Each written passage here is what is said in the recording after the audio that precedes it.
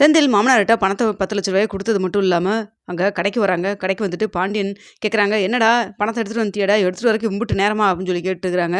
அது வந்துப்பா அப்படின்னு சொல்கிறாங்க. என்னடா வந்து போயின்னு குடுறா பைய அப்படின்னு சொல்லிட்டு வேகமாக வாங்குறாங்க. வாங்கி ஓப்பன் பண்ணி பார்க்குறப்போ உள்ள பணத்தை காணோம். இதை பார்த்துட்டு எங்கடா 10,00,000 பணத்தை காணோம், எங்கடா பேண்ட் பைக்கில் வச்சுட்டு இருந்திருக்கேன், இல்லையே வச்சுட்டு இருந்தாலும் அதெல்லாம் பத்தாதே, எங்கே வச்சிருக்கிற சொல்லு அப்படின்னு சொல்லி கேட்குறாங்க. அது வந்துப்பா செலவாயிருச்சு. என்ன செலவாயிருச்சா, என்னடா பொட்டி கடையில் போய் மிட்டாய் வாங்கின மாதிரி ஏதோ பதில் சொல்லிட்டு இருக்கிற, என்னடா அது அப்படின்னு சொல்லி கேட்குறாங்க. அப்போ அங்கே பழனி வந்துட்டு மாப்பிள்ளை என்னாச்சு மாப்பிள்ளை அப்படின்னு சொல்லி கேட்குறாங்க. இருங்க மாமா சொல்கிறேன் அப்படின்னு சொல்லிட்டு, அப்போ என்னை மன்னிச்சிருங்க, 10,00,000 எனக்கு தேவைப்பட்டுச்சு, நான் எடுத்துக்கிட்டேன் அப்படின்னு சொல்கிறாங்க. 10,00,000 தேவைப்பட்டுச்சு எடுத்துக்கிட்டியா, அப்படி என்னடா உனக்கு செலவு, 10,00,000 உனக்கு என்னடா செலவு இருக்குது அப்படின்னு சொல்கிறாங்க. அதான்ப்பா நான் ஒரு வேலைக்கு நான் வந்து கேட்டிருந்தேன்ல, கவர்மெண்ட் வேலை, அந்த கவர்மெண்ட் வேலை கண்டிப்பாக எனக்கு கிடச்சிருப்பா, கிடச்சதுக்கப்புறம் உங்களுக்கு நான் பணத்தை கொஞ்சம் கொஞ்சமாக திரும்ப கொடுத்துட்றேன், நான் அடுத்த மாதத்துலேருந்தே வேலை கிடச்சிருன்னு சொல்லி உறுதியாக சொல்லியிருக்காங்கப்பா அப்படின்னு சொல்கிறாங்க. அதுக்கு இந்த பணத்தை எடுத்து கொண்டு போய் கொடுத்துட்டியா நீ, அதனும் 1,00,000 தான்டா சொன்னேன், 10,00,000 இருக்கிற உனக்கு தேவைப்படுச்சு, 1,00,000 இல்லைப்பா, அது நான் சும்மா சொன்னேன், 10,00,000 தான் தேவைப்பட்டது, அது மட்டும் இல்லாமல் இது நமக்கு ஹெல்ப் பண்ணுறது வேறு யாரும் கிடையாது, மீனாவுடைய அப்பா தான்ப்பா அப்படின்னு சொல்கிறாங்க. ஓ கணக்கு அப்படி போகுது, துறைக்கு வந்து என்கிட்ட வந்து பர்மிஷன் கேட்டு என்கிட்ட இருந்து பணத்தை வாங்கி கொடுக்குறத தவிர கையில் பணம் கிடச்சோன்னே எடுத்துகிட்டு போய் கொடுத்தாச்சு, எத்தனை நாளுக்கு பழக்கண்டா இது, நான் உன்னை அப்படியேடா வளர்த்தேன் அப்படின்னு சொல்லிட்டு ரொம்ப கோவப்பட்டு பாண்டியன் கத்துறாங்க. அப்பா நிறுத்துங்கப்பா, ரொம்ப சத்தம் போடாதீங்க, நான் உங்ககிட்ட வந்து எவ்வளோ நாள் வந்து அன்றைக்கி நான் அது ஒரு தடவை கேட்டிருந்தேன், அதெல்லாம் கொடுக்கல, ஆனால் மாப்பிள்ளைக்கு நான் வந்து அரசிக்கு செய்கிற தப்புன்னெலாம் சொல்ல வரல, ஆனால் ஏன் நிலைமை ஒரு நிமிஷம் நினச்சி பாருங்கள், நீங்கள் அரசிக்கு என்ன வேணால் பண்ணுங்க, எனக்கு அதை பற்றிலாம் கவலை இல்லை, ஆனால் அரசியோட கல்யாணம் பண்ணிக்க போகிறேன் மாப்பிள்ளை வந்து 10,00,000 கார் கேட்டார் அப்படிங்கிற ஒரே காரணத்துக்காக உடனே வந்து பணம் எடுத்து நீங்கள் வந்து கார் வாங்கி கொடுக்க தயாராகிருக்கீங்க. ஆனால் என் வாழ்க்கையை பற்றி நீங்கள் யோசிச்சு பார்த்தீங்களா, மீனாவுடைய அப்பா வந்து எனக்கு கவர்மெண்ட் வேலை கிடைக்கணும்னு சொல்லிட்டு எவ்வளோ தூரம் ஆசைப்பட்டாரு, ஆனால் அதுக்கு நீ இப்போ எக்ஸாம் எழுதி பாஸ் பண்ணி நேர்மையான முறையில் போகணும்டா, அதை தவிர்த்து இப்படி 10,00,000 தூக்கி கொடுத்து வந்துக்கிறியா, அந்த 10,00,000 வாங்கிட்டு வேலை இல்லைன்னு சொல்லி சொல்லிட்டாங்கன்னா அதுக்கப்புறம் எப்படி அந்த பணத்தை திரும்ப வாங்குவேன் அப்படின்னு சொல்கிறாங்க. அதெல்லாம் அப்படிலாம் நடக்கவே நடக்காதுப்பா, ஏன்னா இது வந்து முழுக்க முழுக்க இந்த மீனாவுடைய அப்பா தான் வந்து எல்லாம் எடுத்து பண்ணுறாரு, கண்டிப்பாக நாளைக்கு அந்த பணமெல்லாம் ஏமாந்தெல்லாம் போயிடாது, அவர் கண்டிப்பாக எனக்கு வேலை வாங்கி கொடுத்துருவாருப்பா அப்படின்னு சொல்கிறாங்க.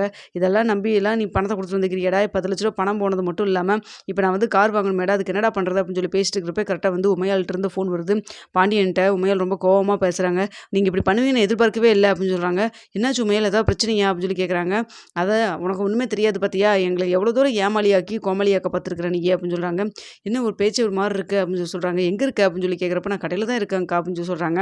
கடையில் தான் இருக்கியா, சரி ஓகே, இன்னொரு 10 நிமிஷத்தில் அங்கே வரேன் பாரு அப்படின்னு சொல்லி சொல்கிறாங்க. அதே போல் உமையால் வந்து வராங்க. அங்கே வந்தோடனே இப்போ தான் என் பையனுக்கு எல்லா விஷயம் தெரிஞ்சுது, இது இப்போ தெரிஞ்சங்காட்டி பரவாயில்ல, கல்யாணத்துக்கு அப்புறம் தெரிஞ்சிருந்தா என்ன பண்ண முடியும் அப்படின்னு சொல்கிறாங்க. நீங்கள் என்ன பேசுகிறீங்க, எனக்கு ஒன்றுமே புரியலையே அப்படின்னு சொல்கிறாங்க. உங்களுக்கு ஒன்றுமே புரியாது, என்னை பார்த்தா உனக்கு ஏமாளி மாதிரி இருக்கா, ஏன் உன் பொண்ணு ஏற்கனவே ஒருத்தனை கல்யாணம் பண்ணுறதுக்கு லவ் பண்ணியிருக்கா, லவ் பண்ணத விஷயத்த மறைச்சு அவங்க நடுவில் லவ் பண்ணாங்கிற விஷயம் தெரிஞ்ச உடனே என் பையனுக்கு நீ பொண்ணு கொடுக்க ஓகேன்னு சொல்லி இருந்திருக்க, இந்த விஷயமெல்லாம் இப்போ தான் எங்களுக்கு தெரிய வந்துச்சு, எங்களை பார்த்தா உனக்கு எப்படி தெரியுது, இதுக்கு தான் என் பையனை நான் வந்து பெற்று வளர்த்தி பொத்தி வளர்த்தி அவனை நான் வந்து இப்படி வந்து உங்கள்கிட்ட கொண்டு வந்து கொடுக்கணுமா, எனக்கு என்ன விதியா, இந்த கல்யாணமெல்லாம் நடக்கவே நடக்காது, உறுதி பேச்செல்லாம் அப்படியே அழைச்சிருங்க அப்படின்னு சொல்கிறாங்க. என்னக்கா இப்படி சொல்கிறீங்க அப்படின்னு சொல்லிட்டு பாண்டியன் ரொம்ப கெஞ்சி கேட்குறாங்க. என்ன பண்ண சொல்கிற நீ, இந்த விஷயம் இப்போ தெரிஞ்சது ரொம்ப சந்தோஷமாக இருக்குது, என் பையன் இந்த விஷயத்தை கேட்டு ரொம்ப உடஞ்சி போயிட்டான் அப்படின்னு சொல்கிறாங்க. யார் சொன்னாங்கக்கா அப்படின்னு சொல்லி கேட்குறப்ப, வேற யார் சொன்னா, உன் மவளே தான் சொல்லியிருக்கிறா அப்படின்னு சொல்கிறாங்க. அரசியா அப்படின்னு சொல்லி கேட்குறப்போ, ஆமாம் அரசிகிட்ட மாப்பிள்ளை பேசினாரா அப்படின்னு சொல்லி கேட்குறப்போ, ஓ பேசாமே அப்படியே விட்டுட்டு கல்யாணம் வரைக்கும் பேசக்கூடாதுன்னு சொல்லி கடிச்சு வச்சுக்கிறியா என்ன, அப்போ மனசு கஷ்டமாக இருக்குன்னு சொல்லிட்டு உண்மையெல்லாம் சொல்லிட்டா, நல்ல வேலை அரசியாவது எங்ககிட்ட சொன்னாலே பரவாயில்ல, அது வரைக்கும் சந்தோஷம் அப்படின்னு சொல்லிட்டு உண்மையால் கிளம்பிடுறாங்க.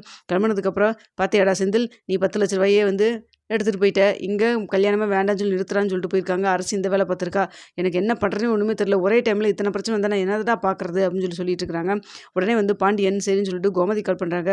அங்கே என்ன பண்ணிட்டு இருக்கிறீங்க நீங்கள் அப்படின்னு சொல்லி, நான் இப்போ தான் கோயிலுக்கு போயிட்டு நானும் ராஜுவும் வீட்டுக்கு போயிட்டுருக்குறோம் அப்படின்னு சொல்கிறாங்க. எங்கே அரசி, எங்கே அரசி வீட்டில் இருக்கா, கூட யார் இருக்கா அப்படின்னு சொல்லி மீனா அப்படின்னு சொல்லி சொல்கிறாங்க. அப்படியா மாப்பிள்ளை வந்திருக்கிறாரு தெரியுமா அப்படின்னு சொல்லி கேட்குறாங்க. மாப்பிள்ளை எங்கெங்கே வந்தார் எனக்கு ஒன்றுமே தெரியல, நான் மாப்பிள்ளையை பார்க்கவே இல்லையே அப்படின்னு சொல்கிறாங்க. அது சரி, மாப்பிள்ளையை பார்க்குறது, மாப்பிள்ளை அரசி பார்க்குறக்கா வந்திருக்காங்க, அரசு என்ன பண்ணியிருக்கிறா, ரொம்ப அவசரப்பட்டு லவ் பண்ண விஷயத்தையெல்லாம் சொல்லிட்டா, குமரவேல் விஷயத்தை சொல்லியிருக்கான், இதை கேட்டால் உடனே உமையாளுக்கு கால் பண்ணி சொல்லிப்பா போல இருக்கும், உமையால் வந்துட்டு இப்போ தான் கத்திட்டு போகிறா, இனிமேல் கல்யாணம் நடக்காதுன்னு சொல்லிட்டு போகிறா, இப்போ சந்தோஷமா கல்யாணம் நல்லபடியாக நடக்கணும்னு வேண்டிக்கிறேன்னு சொல்லிட்டு தான் கோயிலுக்கு போனீங்க, இப்போ அங்கே குணக்குடி போனதுக்கப்புறம் இப்போ கல்யாணமே ஆகாதுங்கிற அளவுக்கு ஆயிடுச்சு, என்ன நடக்குன்னு தெரியல, இதுக்கு நடுவில் இங்கே செந்தில் 10,00,000 பணத்தை வேலை எடுத்து கொண்டு போய் மாமனார்ட்ட கொடுத்துருக்கான், அதுக்கு எடுத்து கொடுத்தான் அப்படின்னு சொல்லி கேட்குறாங்க. வேறு எதுக்கு, நான் கார் வாங்குறதுக்காக 10,00,000 பணத்தை டெபாசிட் பண்ணதை எடுத்துகிட்டு வான்னு சொல்லி அமுச்சு விட்டேன், வழியில் அவங்க மாமனாரை பார்த்துருப்பான் போல இருக்குது, ஏற்கனவே வந்து மாமனார் வந்து வேலை வாங்கி கொடுக்குற 10 லட்ச ரூபா கேட்டிருக்காரு. சரி இந்த பணத்த இப்போ குடுத்துறலாம் அப்படின்னு சொல்லிட்டு எடுத்து குடுத்துருக்கான். இப்ப என்ன பண்றதுன்னு எனக்கு ஒண்ணுமே புரியல. இவன ஒரு பக்கம் நான் தட்டுறதா, இல்ல வந்து இப்ப அரசி பண்ண வேலைய பார்த்து நான் வந்து இப்ப என்ன பண்றது? கரெக்ட் பண்றதான்னு எனக்கு ஒண்ணுமே புரியலையே அப்படின்னு சொல்றாங்க. நான் வீட்ல போய் அரசிய பார்த்து பேசிட்டு நான் உங்களுக்கு கூப்பிடுறேங்கன்னு சொல்லிட்டு கோமதி ரொம்ப கோவமா வீட்டுக்கு போறாங்க. அங்க போனா அரசின்னு கூப்பிடுறாங்க. என்னம்மா சொல்லுமா, நீ பண்ணது பிரச்சனை எல்லாம் பத்தாதா? எங்கள உயிரோட வச்சு அப்படியே எரிச்சிருவேன் அப்படின்னு சொல்றாங்க. என்னம்மா நடந்தது? என்ன என்ன நடக்கணும்? எதுக்கு நீ மாப்பிள்ளைகிட்ட எல்லா உண்மைய சொன்னேன்னு சொல்லிட்டு திட்டு கேட்கறாங்க.